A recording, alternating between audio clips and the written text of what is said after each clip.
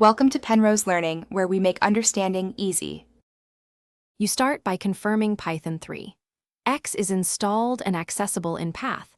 This matters because VSCode uses that interpreter. Once done, install VSCode and the official Python extension so you get IntelliSense and linting. Next, open or create a project folder and add a virtual environment. Use Python mvenv. Venv, then select that interpreter in the lower left. This gets you from 0 to a reproducible environment and enables the editor features you need immediately.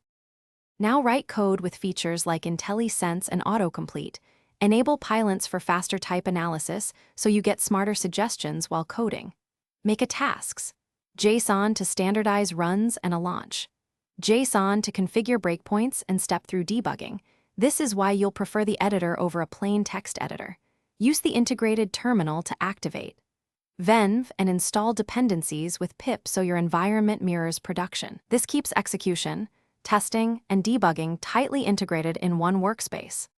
To finish, wire up tests using PyTest or Unitest and enable the Test Explorer so you run tests inside VSCode. This validates changes quickly.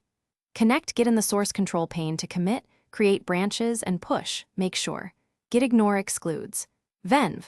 Finally, run a full debug session and build tasks to confirm everything.